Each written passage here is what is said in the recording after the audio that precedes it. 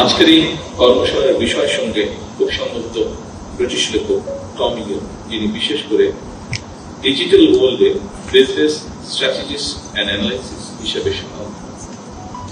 তার একটি বিখ্যাত মন্তব্য খুব সম্বদ্ধ প্রাসঙ্গিক বলে আমার কাছে তিনি বলেছেন, বিশ্বের বহুল ব্যবহৃত ট্যাক্সি কোম্পানি উবরের নিজের কোনো ট্যাক্সি,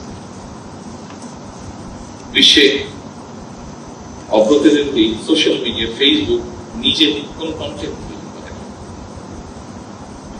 বিশ্বের বৃহত্তম অনলাইন বিজনেস প্ল্যাটফর্ম আলিবাবার কোন স্টক মজুদ নেই, মজুদ পণ্য নেই, মজুদ পণ্য নেই।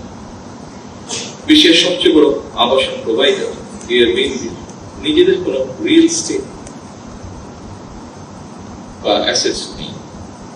অর্থাৎ ইনোভেটিভ আইডিয়া দিয়ে তারা যার যার ক্ষেত্রে বিশ্ব শাসন করছে। এই প্রতিষ্ঠানগুলি মূলত একটি স্মার্ট ইন্টারফেস।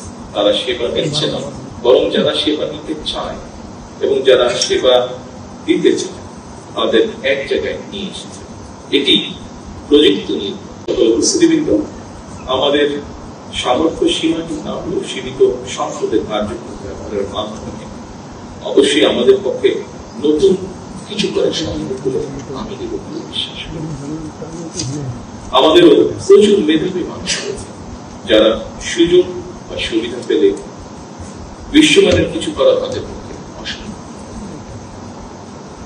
মেধার পাচার রোধ করে মেধার বিকাশ এবং লালন করে আমরা ভবিষ্যৎ চ্যালেঞ্জ মোকাবেলা করতে চাই। স্বৈরাচারের বিরুদ্ধে আমাদের তারুণ্য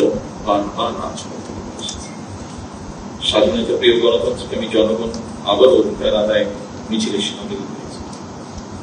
এভাবে দীর্ঘ 1.5 দশকেরও বেশি সময় হাজারো প্রাণের বিনিময়ে বাংলাদেশে একটি গণতান্ত্রিক রাষ্ট্র সরকার বর্তমানে প্রতিষ্ঠিত হয়েছে।